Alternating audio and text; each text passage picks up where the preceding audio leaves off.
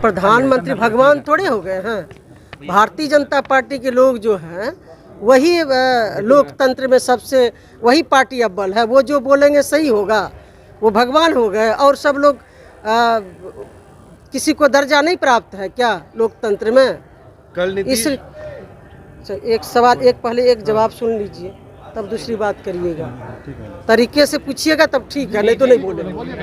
हाँ, तो इसलिए प्रधानमंत्री उनके भारतीय जनता पार्टी के नेता जो बोलेंगे वही सही रहेगा क्या? और जो लोकतंत्र में इतने लोगों का कोई भूमिका नहीं है क्या? इतने लोग सेवा कर रहे हैं अपने दल के माध्यम से, तो ये कोई किन्हीं की बात का कोई वैल्यू नहीं है क्या? इसलिए भारतीय जनता पार्टी के लोग महिलाओं पर, चाहे मणिपुर की घटना हो, चाहे महिला पहलवान को लेकर धरना प्रदर्शन कर रही हो, उनके साथ क्या व्यवहार किया गया, जो देश के लिए मेडल जीत के लाती है, देश का मान सम्मान बढ़ाती है, उनके साथ क्या रवैया हुआ? दर्जनों घटना है। विजय वर्गीय का क्या बयान था उनके गुजरात विधानसभा में? कल जब नीतीश कुमार, आप सदन के भीतर थी, आप वहां मौजूद थी, जब नीतीश कुमार बोल रहे थे तब आप सर क्यों नहीं उठा सकी? कहाँ सर उठा हुआ था? नहीं था विधानसभा में। आप कैसे कह सकते हैं सर उठा हुआ नहीं था? आप कैसे क्यों सर झुकेगा? माननीय मुख्यमंत्री नहीं, माननीय मुख्यमंत्री नीतीश कुमार जी ने महिलाओं के विकास को लेकर, महिलाओं के सम्मान को लेकर इतना काम किए हैं, इतना विकास किए हैं, ये कहने की जरूरत है क्या? और जब कोई भी बात कल हुई तो मुख्यमंत्री जी खुद जब खेद प्रकट कर चुके हैं, तो इस बात को अब खींचने से और इसको तिल का तार बनाने से कोई फायदा नहीं है। लेकिन आरजेडी ने महिला अंगों का जिक्र करते हुए एक ट्वीट किया है, इस पर क्या कहेंगे? महिला के अंगों का जिक्र करते हुए आरजेडी ने एक ट्वीट किया है।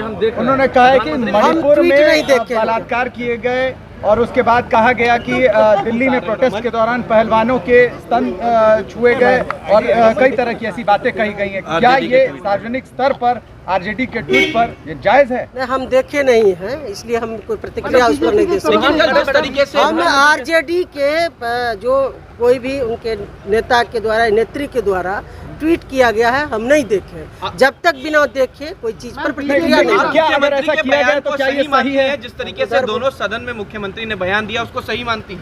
नहीं, देखिए, मुख्यमंत्री जी ने महिलाओं के लिए जो काम किए हैं, प्रजनन दर को लेकर जो बातें कही, अवेयरनेस को लेकर उन्होंने बातें कही थी। यदि किसी को उनके बात से आपत्ति लगी, किन्हीं के महिलाओं को या किन्हीं को यदि उनकी बातों से भावना को ठेस पहुंची, तो कल से मीडिया में चल रही थी। माननीय मुख्यमंत्री जी ने खुद विधानसभा में, विधान परिषद में आप सभी मीडिया साथी के सामने उन्होंने खेद प्रकट कर चुके हैं। इसलिए अब इस बात को बढ़ाने की कोई आवश्यकता नहीं। बीजेपी के लोग मुख्यमंत्री को मेंटल